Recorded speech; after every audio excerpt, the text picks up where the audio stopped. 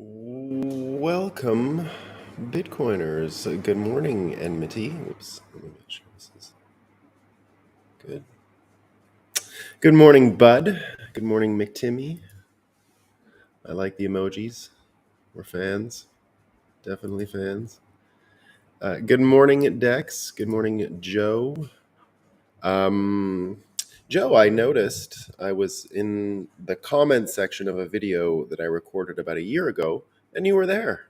I saw Joe, and it was because I was going to have a look at a board I made a year ago, and I was just having a look. It was published on the Bitcoin Magazine YouTube page. So, hi from across a year, Joe. You had mentioned you were new to the whole space at the time, so here you are again, right? Um, but first, we have to acknowledge that our sun is up. The sun came up today, and Bitcoin is running. So we can have a coffee and talk about what's new. Nothing else urgent out there, right? So, as you know, we like to start every episode with the fakest news we could find. And the Miami Herald supplied it for us today. Here's a headline from yesterday. Despite all that's going on in the world, here it is. This is from Julia Marnin. The COVID vaccine may lower your risk of heart attacks, strokes after infection. A study finds the experts have found, again, a new benefit to vaccines. Isn't that amazing? Now, we don't care about vaccines and all this stuff. What we do care about is fear and its usage to manipulate people. Of course, fear is one of the most important influences people have on making decisions. Here's a little anecdote that I've shared on this show before, but our audience is changing, it's growing, so I'm going to share it again because I think it's really important to get your mind around. I learned about this because I speak two dialects of French, if you will. I'm from Quebec, but also I lived in France for a little while for school and things like that. So you have no choice but to learn two versions of a language. It's much like I don't compare Quebec French to American English and use that contrast. Some people say, oh, Quebec French is like American English is to British English, and Quebec French is to French France. I'd say it's more like Scottish English, to be honest. It's more like Scottish English is to English um, as Quebec French is to France. But it put me on a road where I started to understand language, the use of language, in particular swear words. So swear words and insults are a huge factor in showing what fears a society has. So I also got to learn about this idea after living in Korea. So I lived in Korea for a while, can speak enough of the language, and I know the swear words. You always learn the swear words, right? So here's the conclusion that I made from all those years in foreign countries, learning foreign languages, and then coming across this frame. And it looks like this: you can understand the fears of a society by looking at its swear words, its insults. Its insults usually denote some form of subconscious fear or unspoken fear or whatever the preoccupation is. Now, I mention all of this because when I think about vaccines, I always underline that everybody made choices in vaccines out of fear. Everybody. If you didn't get it, that was a part of fear, right? You feared the vaccine. If you did get it, you feared the virus. So you always saw these really partisan people saying, oh, you're just afraid of the vaccine, or the other way, oh, you're just afraid of COVID, right? But everybody was deciding things out of fear. That was not possible to make a decision around COVID without fear as a motivating factor. It doesn't mean you were very afraid. It just meant fear help the input on what your decision was. And it usually does. Fear is usually one of the most powerful inputs. And now analyzing it from language, here's what you can see, right? In Quebec, a really good contrast with France. In Quebec, all fears come from their relationship with the Catholic Church. The Catholic Church was a singular force in making sure Quebec could carve out a society in the North, right? They have really strict marriage rules to avoid any incest and things like that because they didn't have a huge population. And the church was a major part of everyone's life. Everybody went to church. Everybody had these huge families. The church was all encompassing in Quebec. And they banned it in the 1960s. It had huge ramifications, in particular, the swear words. So the swear words in Quebec are all about the Catholic Church, every one of the swear words. If you say in Quebec, tabernacle, chalice, wafer, you're starting a fight, right? Those are the swear words, and they're you can see them in the French language. The wafer is the body of Christ that the Catholics eat at communion. The tabernacle is, of course, something you would keep in a church. Um, the chalice is another, right, that you drink the wine out of in the Catholic Church. These are all swear words in Quebec, the worst of the worsts. You can colloquially say the F word in Quebec because it's an imported swear word. It means nothing to them. There's no problem. You can say it on television. You can say it in public. You can say it because you spilled some milk, right? You can say the F word. Nobody cares. In France, however, all the swear words are about being an inadequate lover, right? So in Quebec, it's all the all Catholic stuff. And if you say those words in France, nobody knows what you're talking about. If you just say wafer, tabernacle, chalice, they'll say, "What are you talking about?" Right? Because in France, the swear words are 100% about being an inadequate lover, having to pay for sex. So if you get angry in Quebec, you'll say prostitute or brothel. And if you really want to insult someone, you'll mix those words together and call someone basically incapable of sex. So right away in one language alone, you can tell the differences that the societies have. It's similar in England, right? Everything is Victorian principles of the body, right? Shit, all that stuff. It's all just dirty things that come from the body.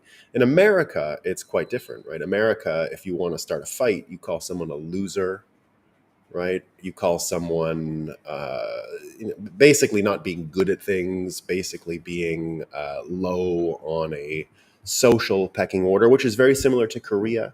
The ultimate insult for the most Confucian people in the world, the most hierarchical family structures, and to this day, as I would say, the most Confucian people going in Korea. The number one insult, if you really want to get a fight going in Korea, you call someone a puppy, right? It's called Geiseki. And Geiseki is not just, because it's all age oriented in Confucianism, it's younger, but it's subhuman. So you're a subhuman young thing, right? So in order to even think of puppies in a nice way, they had to import the English word. Like a puppy is a puppy. But a geiseki, which is a puppy, a young dog, is the ultimate insult. If you can get a fight going in 10 split seconds in Korea by saying geisekia, and it'll just boom, go crazy, right? Another one would be babo, which is foolish, like a clown. That's another way to get it going. Ah, babo, that fight immediately. Immediately. If a couple people are drunk and they say babo geisekia, bang, you're going to see taekwondo kicks everywhere and all kinds of activity.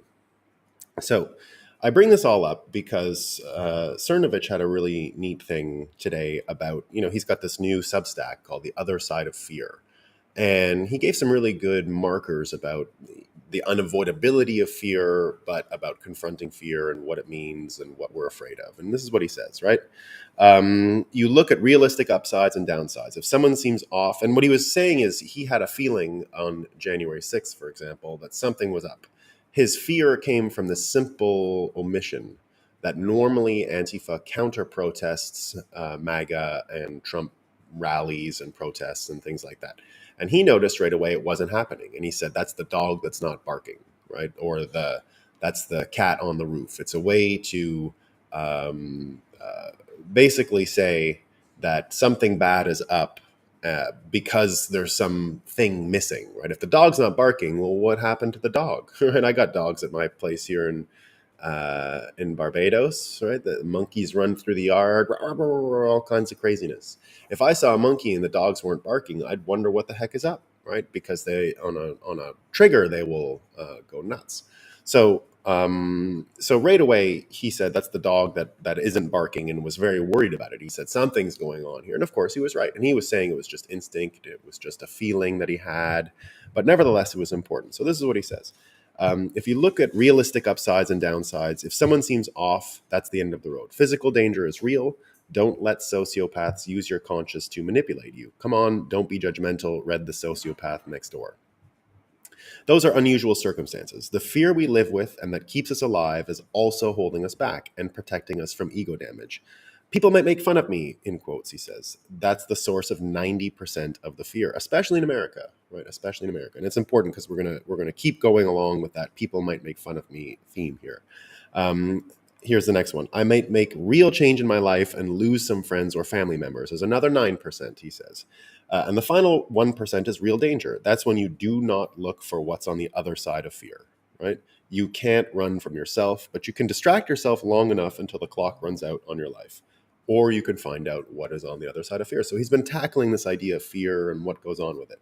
Now, here's what I saw in the reaction, especially to the January 6th stuff, and even what was going on with Russell Brand last week. Remember, Russell Brand had all those statements, and of course, right away he gets made fun of by the late night talk show hosts in America that nobody watches anymore, right? And so here's a Washington Post headline, right? They say that Tucker Carlson was lampooned by Anderson Cooper and other comedians over January 6th coverage. Washington Post says Anderson Cooper, Steve Colbert, and Marlon Wayans used their late night TV platforms to criticize Fox News host Tucker Carlson over January 6th coverage. The criticism of Carlson's false narrative of the Capitol riot comes at a time when a cache of internal communications were released Tuesday as part of the $1.6 billion defamation lawsuit from Dominion Voting Systems against Fox News. The election technology company is arguing that Fox News gravely hurt its economic future by allowing allies of Donald Trump to claim falsely on Fox programs that it rigged the election in favor of Joe Biden. Included in the large selection of exhibits released Tuesday were text messages from Carlson, blah, blah, blah, blah, blah. So right here, they're saying that the fear of they're using this manipulation, right, of laughing at Tucker Carlson. He was lampooned. That seems, in their logic, the best way to attack him. Now, I'm not mind reading here. I'm just saying that this is clearly a vector of attack against any inquiry that Tucker Carlson is leading on January 6th. Oh, he doesn't even like Trump. Why would he be doing this, right? So that's another form of mind reading that you can see in this piece. But what it underlines here is the use of late night talk shows, which has been going on for a long time, to use laughter. And laughter is one of the biggest factors that people are afraid of. Everyone is afraid of being laughed at. It's something that is impossible to deny. And especially within the fiat system, status is one of the most important factors in American society to this day. You remember the reaction that everyone had to losing the blue check mark, right? It was, people were furious. Anger, fear are related in this case. So you had just a massive upswell at the time of people saying, how are we going to tell who knows what on Twitter and what the order of information is, and Twitter is going to be a big chaos thing, and be afraid of that, right? So that was already apparent a while ago. But here what you have is the industrial censorship complex that is leaning on late night talk shows, which we've talked about many times, being a conduit for talking points to be distributed, because it's been believed for a long time the audience is captive and interested in this stuff. So that's what we saw last night. We saw the use of comedy and the use of laughing at someone, the ego bruising piece, as a way to say to people, don't be like them, don't question this, ha ha ha, they're so stupid, right? So right away, that's one of those factors. But at the same time, it becomes almost impossible to suppress this stuff, because no one really thinks those people are funny anymore. Jimmy Fallon and all these guys, right? Their audience is just cratered. And folks like Joe Rogan, who are real comedians, and Russell Brand, who are real comedians who go on shows and still perform comedy live, are also criticizing what's going on. So you have sort of a battle of comedians, which is great. It's actually a good position to be in when the comedians are disagreeing and having fights and arguing about this stuff. And I'd say that between what's his name, just so funny. Geez, he lives in Ohio. What's his name? You guys know. He's like the funniest guy in the world right now. You know, the guy who lives in Ohio and used to smoke a lot of weed, they said. Anyway, between Joe Rogan and Russell Brand and this other guy, what you have is some of the best comedians that are adding to the dialogue, adding to the debate. And even on his show yesterday, you had Michael Malice, who I think is one of the funniest political commentators out there. He embraces anarcho-capitalism and makes fun of all political parties. He was on Joe Rogan yesterday, and they were talking about all this stuff, and they had a couple good laughs, right? They were watching video of the late night folks and their terrible jokes and laughing at them, counter laughing at them. You had Joe Rogan come out and say, "I think people are just starting to recognize that it's not what you thought it was." You had Joe Rogan also saying on the January 6 tapes that I would never imagine this. I'm shocked to see people are just starting to recognize this. And they talk about the Ray Epps, the provocateurs that were there and wanting to know more. And Joe Rogan, of course, went on a, Dave Chappelle. Thanks, McTimmy. Yeah, it's Dave Chappelle. I don't know why I forgot that. You had these guys going on you had these guys last night, and you had Joe Rogan, who hasn't forgotten what CNN and MSNBC did to him with the horse tranquilizer stuff. So you're starting to see a bunch of memes come out. And of course, memes are one of our best weapons here because we can pack so much comedy into a meme and have so many laughs, and it can go so viral and be so powerful in that way, right?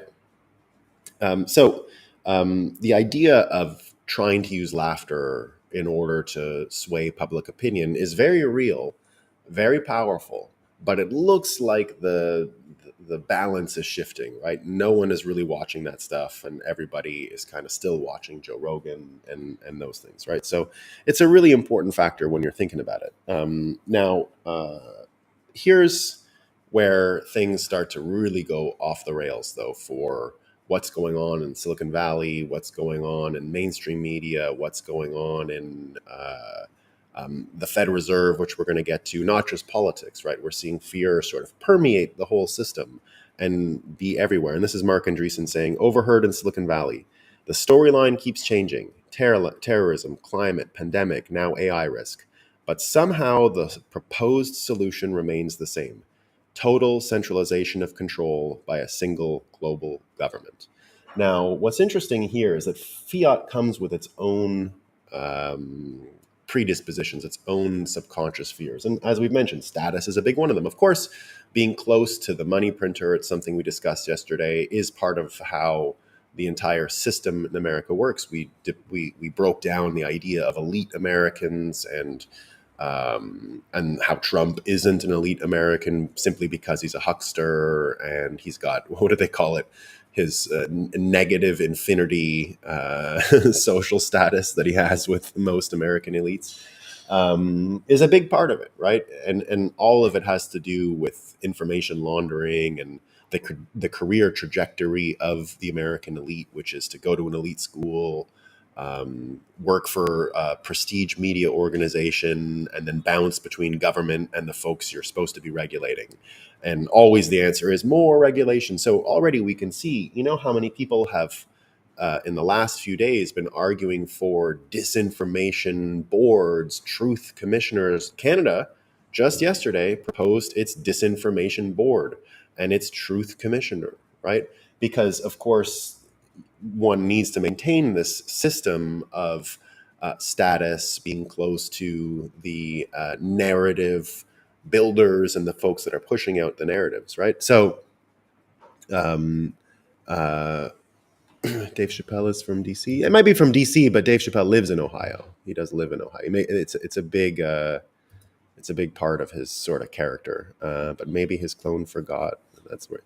Yeah, I don't think he's from Ohio. He's just chosen to live there, and that's part of the show, I think, at this point, right? That he lives in this rural U.S. state and not in New York or not in D.C., and he sort of mentions it a lot, right, about his knowledge of poor white people or fat white people or whatever he says, right? So the this point about AI risk, right? Here's because something that I fundamentally believe is going to happen, and it's in my story, and it's um, yeah, he's all about Ohio. Makes me sense. Yeah. Something that I've been talking about a lot is that, and we see corporate AI being woke and definitely not like this. But in the future, I do think AI is going to be trained by individual people. It's going to have an appetite and a thirst for individual contact with a person so that it can train, so that it can grow. I think of it in like a Tomodachi type of model. But one of the things it can help us do is protect us from fake news. I think it's going to help us protect us from fear and risk management. It'll help us risk manage. So here's what Dystopia Breaker says, because you start to see all of these articles now that are alluding to be afraid of AI. It's the biggest thing. You need a one world government. And this is even Bruce Schneier who wrote this in the New York Times. Bruce Schneier, who I've mentioned on this show many times, he wrote the original textbook for cryptography that I've read, that I learned about when I first got into Bitcoin, called Applied Cryptography. It is the textbook that university students are given. The foreword to the textbook is written by Whitfield Diffie, who invented public key cryptography. I interviewed him years ago, about 5-6 years ago, in New York City. And this stuff reads like Bitcoin text, right? Whitfield Diffie was the original Bitcoiner in many ways when he fought against the Clipper chip and centralization of control for censorship purposes in the 1990s, when there was talk about the US government creating backdoor access through microchip production and how this could be a huge problem. So you could just take any one of Whitfield Diffie's speeches and testimonies that he made in the 90s and replace the word cryptography with Bitcoin, and it would remain consistent. You could read it as if it was written today. But Bruce Schneier seems to be part of this status thing now and has kind of lost his mind. So Dystopia Breaker breaks it down and says, laugh my ass off. I somehow missed that this was a thing. And it was written in January, actually. So how ChatGPT hijacks democracy, right? Always with this democracy thing, right? Hijack democracy. That's the fear of the January 6th thing. That's usually one of the main fear factors that comes in because, of course, democracy keeps us from conflict, apparently, and is important to maintain in order to perpetuate a future, I suppose, right? That's one of the myths we try to tackle here, that our freedom comes from democracy. But we'll continue on to that. So here's what Dystopia Breaker says. How X hijacks democracy in the style of a New York Times opinion column is an incredibly easy prompt for any LLM to convincingly ape. Makes sense why they're so upset about it. Also, man, what the hell? Bruce fell off so hard. Boomer syndrome, she says. Every tech is a threat to democracy. LLM, yup. Crypto, yup. Surveillance state, broken robot noises. Every new thing threatens democracy except the surveillance state. Military industrial complex, oligarchy, state overreach, Gladio-style embedded provocateur ops, private-public partner censorship, etc. Those things are all normal and vital to protect democracy. Unlike end-to-end encryption, privacy-preserving technology, open-source software, or individual capability augmenting AI, which are threats to democracy. You can pretty safely substitute democracy for elite oligarchy in most of this schlock. Also, this style of reporting makes democracy seem incredibly weak, given that the opinion column also claims ChatGPT is a glorified autocomplete. If glorified autocomplete can hijack democracy, then it's not very good democracy. Reminder that the New York Times has a strict only be negative to emerging tech editorial policy. This was confirmed by several ex-columnists, and why the tech coverage is so bad. So, by the way, I have the right next to me. Yeah, it's a great book, guys. I'm not here to slam Bruce Schneier's past work. I recommend that book to everybody. It's one of the best references to get your mind around the moving parts of Bitcoin and what's going on here. And especially the concept of thinking adversarially. Like, it's not, when you think of Bitcoin, that's why it's not consumer technology. That's why the whole fail fast and break things Silicon Valley model doesn't fit in Bitcoin. Bitcoin is about its survivability. It's about its prudence. It's about imagining and accepting the unfair fight between those who want to break it and those who want to maintain it. The ones who want to break it just need to think of one little thing that you didn't think of, and the whole thing can fall apart. Whereas the people trying to protect it have to think of everything that could happen, and just the field of that, the field of all possibility versus one silver bullet is an unfair fight. It's an unfair fight. But that's what you're up against, and that's what you have to consider. And that's why prudence in Bitcoin has always been primordial to its advancement. That's why most Bitcoiners, now we'll get into Bitcoiner fears. That's one of the biggest fears that Bitcoiners have. That's why Bitcoin has already created a new structure of fear hierarchy. One of them is that because it doesn't fail fast and break things and move quickly, that the dopamine dealers and human interest and short attention spans will become an attack vector, right? That's why, oh, it doesn't do this and doesn't do that. It's got to upgrade. You need, there's all these developers who continue to think of Bitcoin as it's in beta, right? We're experimenting. We got to make it like Ethereum. It's got to move faster. Those people have been around for a long time. They haven't gone anywhere. They were there from the start, and they're there now. And they'll say, oh, we have concerns about consumer-facing applications, and we're losing block space interests. Other people are treating the commodity of block space as more valuable than Bitcoin, and therefore we have to listen to their prescriptions, right? But that's why it's a fear. That's why Bitcoiners have even got to the point of talking about time preference as an organizing principle, because time preference is probably the only way to defend against the dopamine hit of short attention spans that have been cultivated within the debt-based fiat monetary system. So it's a super important factor, right? And it's not wrong for Bitcoiners to have fears. Leadership is also one of our major fears, and that I would make akin to centralization, right? If you have a centralized trajectory, a centralized a system that incentivizes centralized control or even creates a centralized control arrangement, it would be fatal for Bitcoin, right? A lot like what Mark Andreessen just said here. The solution to everything always seems to be a one world government who controls everything, right? So that's why Bitcoiners are very afraid of centralized control of anything, and in particular around Bitcoin. That's why there are no leaders, there are no heroes. It's not because we don't like the concept of hero. It's just that why give someone power, soft power, even if the dangers of it will be great? That's why people are skeptical.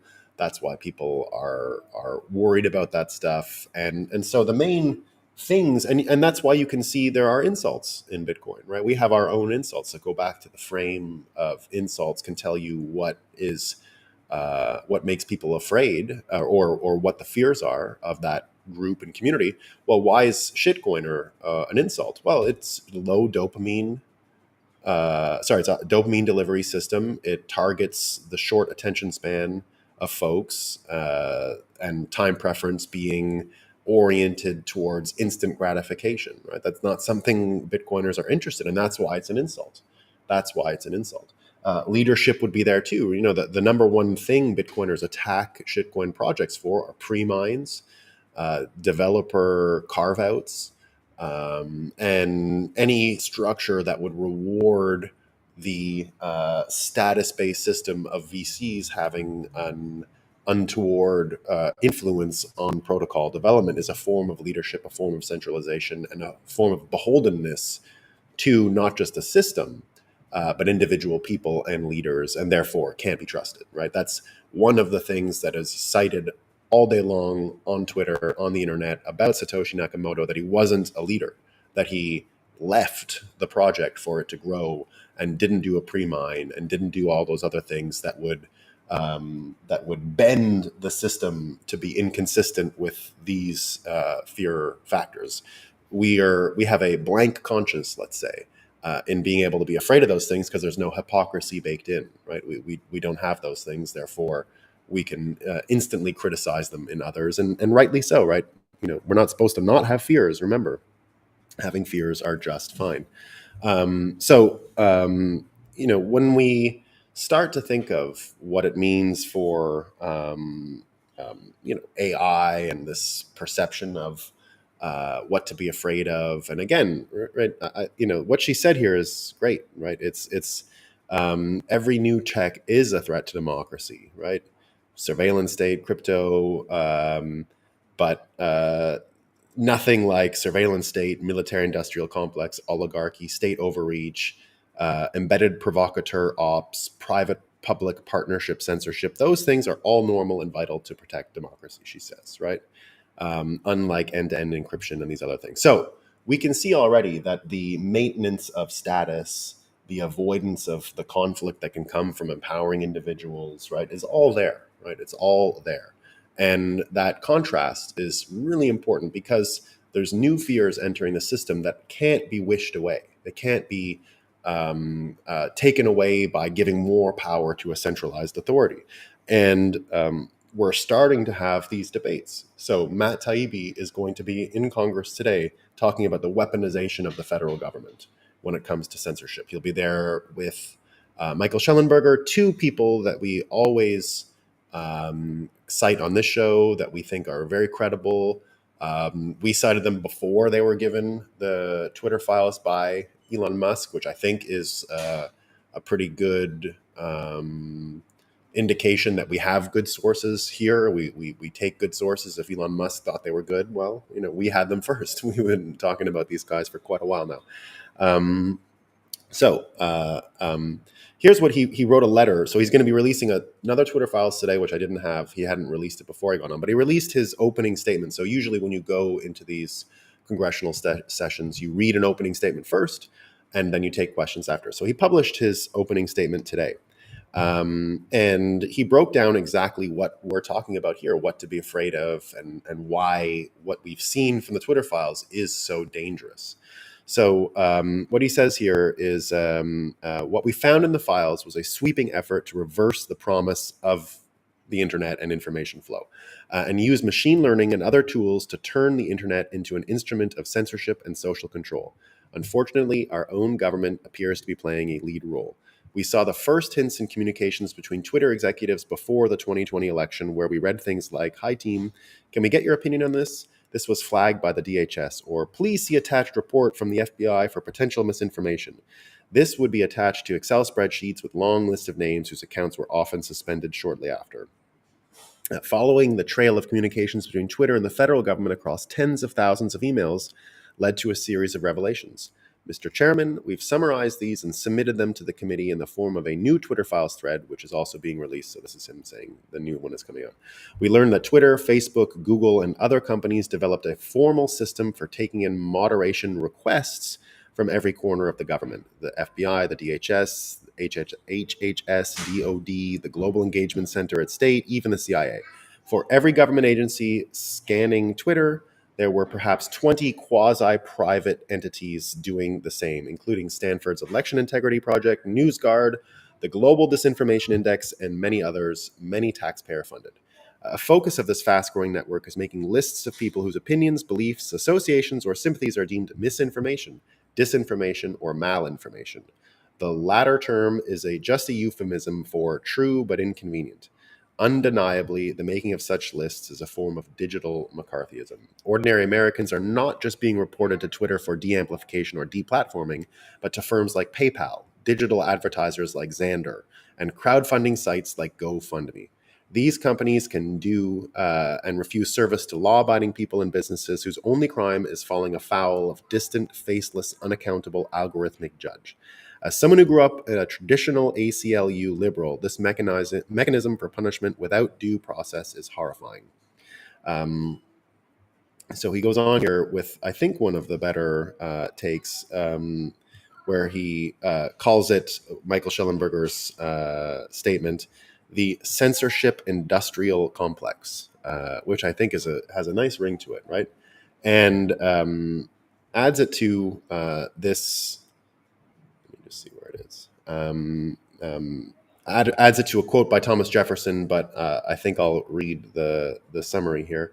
Jefferson, it would be dangerous delusion were a confidence in the men of our choice to silence our fears for the safety of our rights. That confidence is everywhere the parent of despotism. Jefferson's ideas still ring true today. In a free society, we don't mandate truth. We arrive at it through discussion and debate. Any group that claims the confidence to decide fact and fiction, especially in the name of protecting democracy, is always itself the real threat to democracy. This is why anti-disinformation just doesn't work. Any experienced journalist knows experts are often initially wrong and sometimes even lie. In fact, when a lead opinion is too much in sync, it's a red flag. We just saw this with the COVID lab leak theory. Many institutions were investigating, initially labeled the idea of COVID as disinformation, but now it's being taken seriously. But one of the neat things, right, when we talk about where this is headed, right, and this is the last one, that fiat has created this fear of poverty, right? Being a poor loser is probably the fastest way to get into a fight in America, right? If you want to really fight someone, you make fun of their how poor they are, right? It's on if that's what you're doing, right? No one will suffer it, for example. But here's one of the funny things, right? You get even a guy like Paul Krugman, and this is where things are headed, and this is why the Bitcoiners are going to win soon. We know what to laugh at. We have great comedy, we have great memes. Here's what Krugman said, and Niraj Agrawal caught him, right? So a couple years ago, he said, cryptocurrency lets you make electronic transactions, but so do bank accounts, debit cards, PayPal, Venmo, etc. All these other methods involve trusting a third party, but unless you're buying drugs, assassinations, etc., that's not a big deal. So Krugman, who won a Nobel Prize, he's part of the status machine. He writes for the New York Times, right? All that you want to see from this status world. So he said this a few years ago, but luckily Niraj Agrawal kept the receipts, right? So Paul Krugman went on the internet yesterday to complain, right? And he says, too busy to tweet, but not to vent. I've been using Venmo for years, but now it won't allow me to make payments. I spent a long time in chat with representatives and they told me they can't explain why or fix it. The software has taken control. So Niraj jumps in and says, with the screenshot of his last tweet, which remember said, I use Venmo and all of these things work and electronic payments and all these methods involve trusting a third party. But unless you're buying drugs or assassinations, it's not a big deal, right? So he's saying everything works fine. You don't need Bitcoin, I'm going to say. You don't need Bitcoin, everything works fine, right? And then says, actually, Venmo isn't working years later. But Niraj kept the receipts and he says, were you trying to buy drugs or assassination? Mark Andreessen picked it up and said, this is the second greatest Paul Krugman moment on the internet. The first, of course, is when he said the fax machine was not going to make it, right? Or sorry, the internet was going to be the fax machine. It wasn't going to make it, right? All right. Nice predictions, Krugman. So remember, we've got the laughter, right? It's not the late night talk shows. It's things like this that'll happen. It's guys like Russell Brand who are able to make comedy. It's guys like Joe Rogan. It's guys like Dave Chappelle. The comedy is on our side, I think. And that's a big factor because comedy is what's going to help you change these fear factors. It's going to help alter them. It's going to, like we talked about yesterday, the prestige, the logic of prestige is changing, right? So you get the logic of violence, which a lot of Bitcoiners think is what will be altered when, as predicted in the Sovereign Individual, the logic of violence is a big part of how the world will change on a Bitcoin standard. Indeed, I believe that. But the logic of prestige can be just as effective. And the logic of prestige is what's breaking on that side. Like if you got made fun of by any one of these late night talk show hosts right now, you'd feel pretty good. I would feel great, right? These guys think I'm stupid or something. Amazing, right? Now, of course, I'm fully on the Bitcoin side, but more and more people are coming over to that side for these reasons. We have the humor, we have the memes. We're able to break apart this status thing as it is, right? But the more important one here is the poverty, right? Is the poverty one. And here's what's happening, right? Here's what's happening. You get everyone talking about Jerome Powell's testimony 2 days ago. And it looks like, he was particularly hawkish. I'll be talking about it today with Ansel Linder on FedWatch on Bitcoin Magazine at 12:30 Eastern, I believe. So I'm sure we'll be. I haven't seen. He creates the notes for the show, and I just help him talk through them. But he'll be, I bet, talking about this. And here's what he said. Right, this is a economist talking about his testimony, and he says there is no exit from this from raise interest rates being hiked until they create a recession. Right, they need unemployment to go up, and when it is, the Fed rates will be dropped. Right, so again, we've put our whole world into the hands of some economists who are now looking for actual joblessness, right? He was questioned on that. Does the joblessness rate have to reach 10% to tackle inflation? Maybe. I don't know the answer to it. But we are now in a world where Americans are going to be made poor, right? Economic troubles in order to satisfy the maintenance of this system. Meanwhile, we've got conflict going everywhere, which people don't want, right? They don't want the international conflict. They don't want the conflict in our country, but we're getting more and more of it as we try to maintain this, as we try to push this, right? So the fiat fear factors, and this is sort of what happens in any Jungian analysis. For example, you can suppress your fears for a certain amount of time. You can push them down, but they will bubble up. If you don't deal with them, they will bubble up. And that's what Cernovich is saying in his other side of fear thing today, right? You can only run from yourself for so long. And the fiat system can only run from itself for so long until reality catches up. We are full of conflict. The status of whoever they say has status now is a joke. I mean, would you, do you think, I like to say this all the time, and it all trickles down from there. Remember, the status of the US president is the leader of the free world. To put Joe Biden under that title now is hilarious. It's hilarious. It breaks the title. It breaks the whole form and function of the system, right? And you can see it throughout, right? Americans are becoming poor. Now, I think there's so much capacity in America. I think we're going to be rich as we go forward, but we've got to change these systems. We've got to change what we're afraid of. We've got to change what motivates us. And luckily, Bitcoiners have already created, I think, the proper calibration of fear, what you should be afraid of, right? You should be afraid of any hypnotic media, anything that taps into your dopamine delivery system and extracts your attention, extracts your energy. No good, right? Keeps your attention span low. No good. It's not going to work for you. It's the same with leadership, right? Anyone who's out there trying to be a leader for the sake of leadership, they're going to solve all these problems, right? Got to be careful, right? Got to be careful, because remember, freedom doesn't actually come from the leaders who use these systems. Freedom comes from the way we live our life. The myth that we are about to wake up from is that freedom is a byproduct of democracy. That's why you always hear protect our democracy. We have to protect our democracy, right? Fortify democracy. They're fortifying democracy in Georgia, not the Georgia in America, the other one, right? They're fortifying democracy in Hungary. It looks like they're getting their own color revolutions now, right?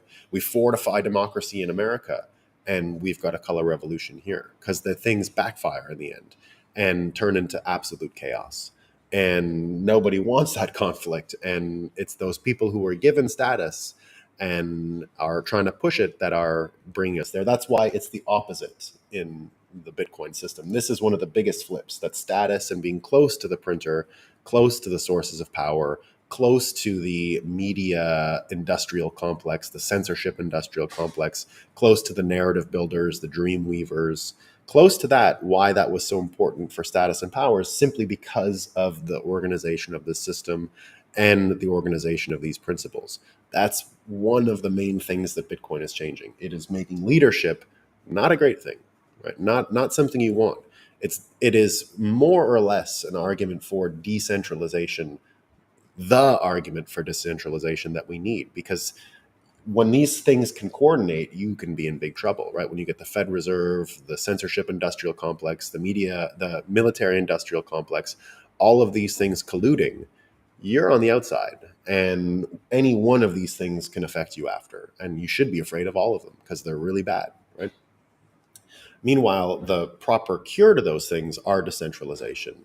It's the inability to collude between private interests and everything else that we heard in that list. So there you go. That's our show for today. What to be worried about, and what is scary out there for real, and which fears should motivate you, right? Bitcoiners have their own fears, and that's an important distinction and an important step towards hyper Bitcoinization, I think. I think. Let's see here. It seems like they want GBT-based tech AI to be managed by the U.S. government. Yeah, Microsoft discussion the other day. The AI jumped the fence. Pure fear mongering. Absolutely. Yeah, it's pure fear mongering. Yeah.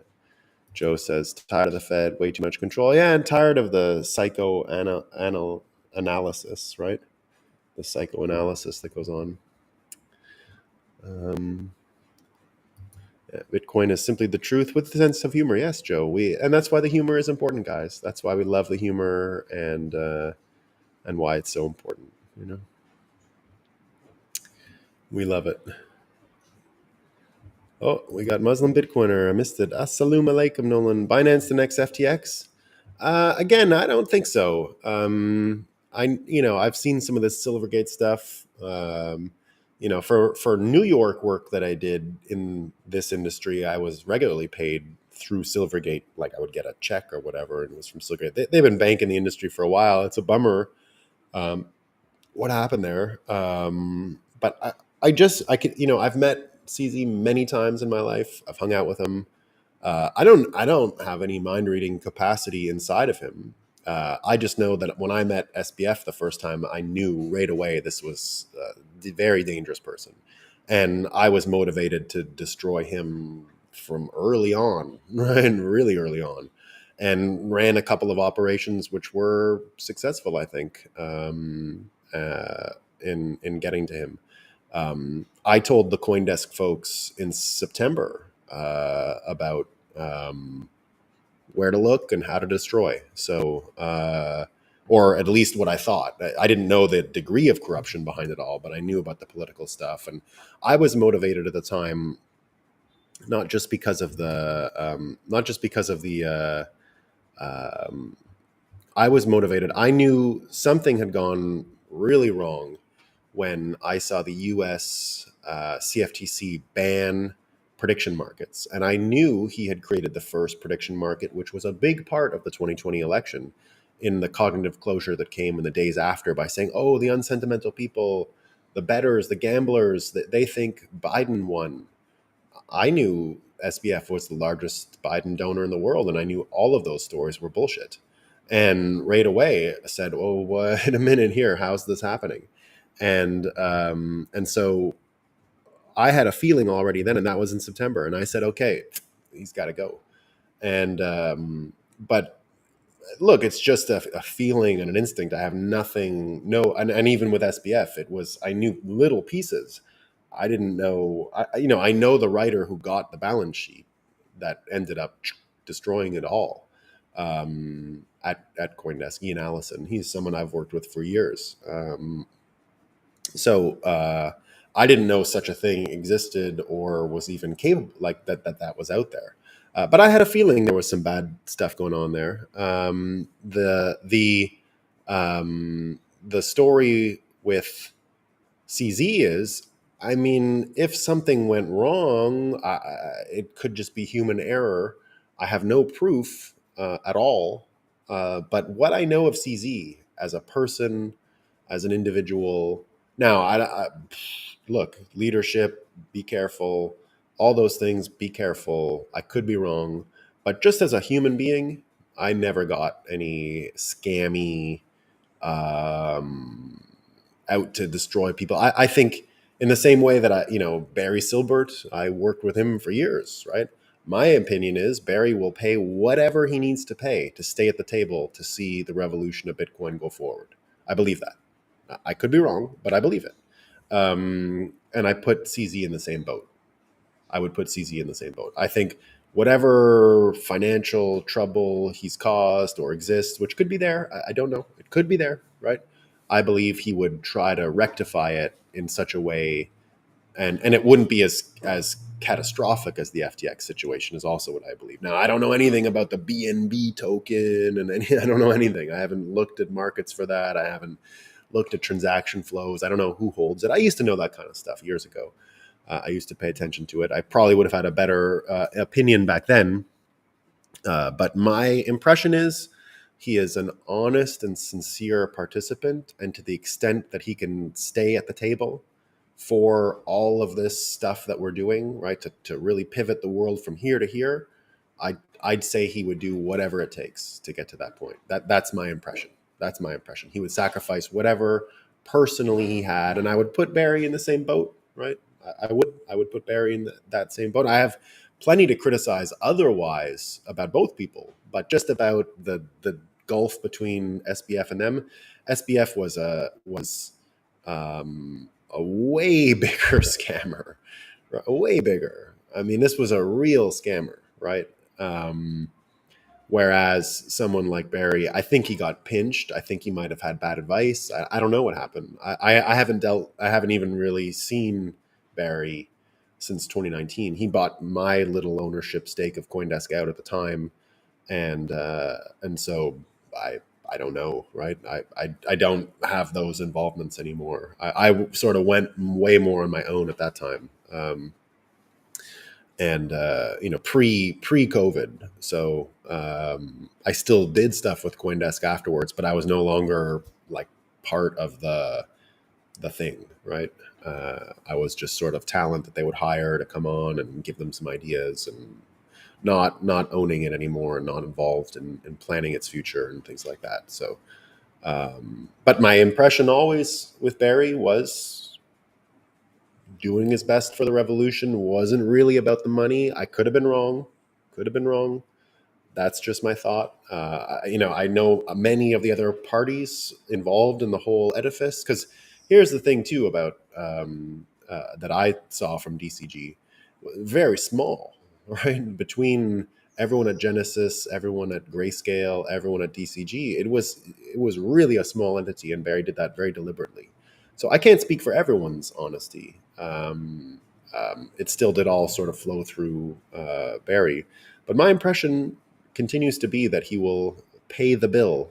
Now he's going to try and get an optimized situation for him, and that's why you see the court cases and what's going on with SEC. And he's not just going to pay for it to go away, and maybe he can't pay for it. I don't know. Maybe he's missing some money. But there you go. Do you miss living in Canada? No, I mean, look, I keep a pretty mobile. So I bought a house, a farm, on the exact border with Canada, so that I can go over anytime, and I just don't have to deal with the bullshit. And I still, I keep a place. I don't have it now, but I'll rent a place in Montreal for the summer or something. So I don't ever have to cut ties with anybody. Now you do have to cut ties. I've had to cut ties with people because of this way more, right? Like anyone who is concerned about the comfort of people in Ottawa during the trucker protests, see ya. They're not going to like me anymore, So you gotta be okay with that. But I'm used to it. I was involved already in politics before Bitcoin, and already saw people hate me for ideas. This has been going on for a long time. So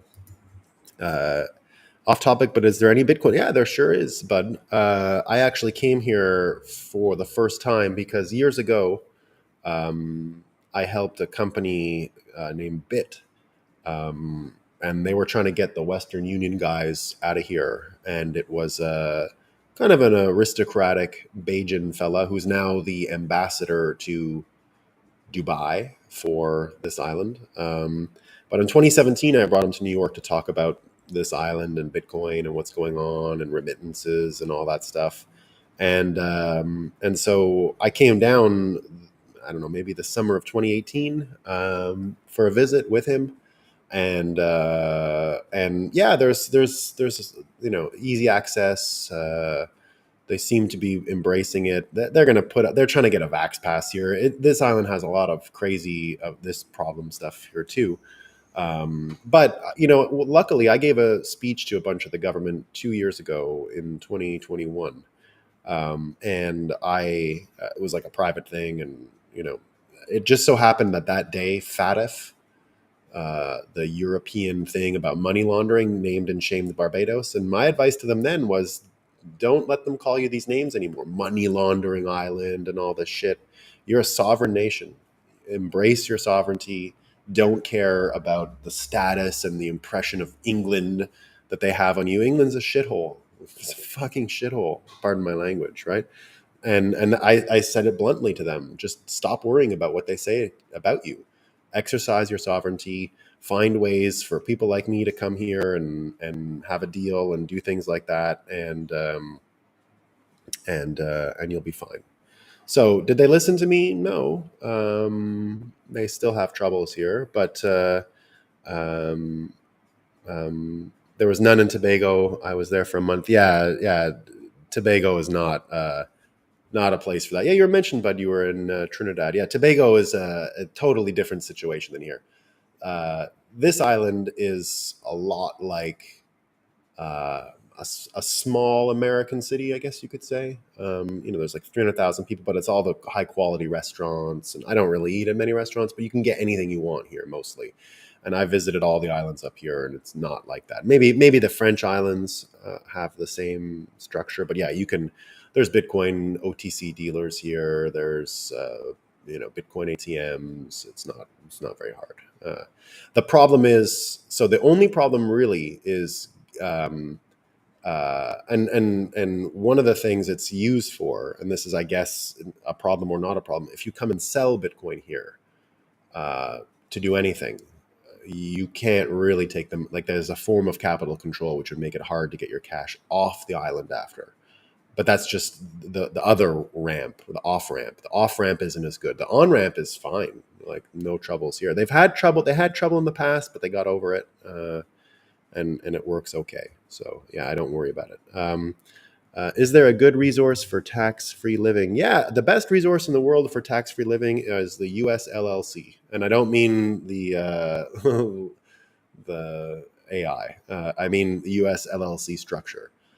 Anyone in the world can start a US LLC, and they're all tax-free, flow through cash, so your profit becomes taxable. But you can do a lot with that. And my advice to everyone in the world is to start up US LLCs and use them exactly as they're designed. And you can have a lot of tax dexterity with those. So I advise everyone who I ever talk to and weirdly, do you know the US LLC system was started in Wyoming? One of the reasons why Wyoming was targeted for the Bitcoin banks and all of that stuff too.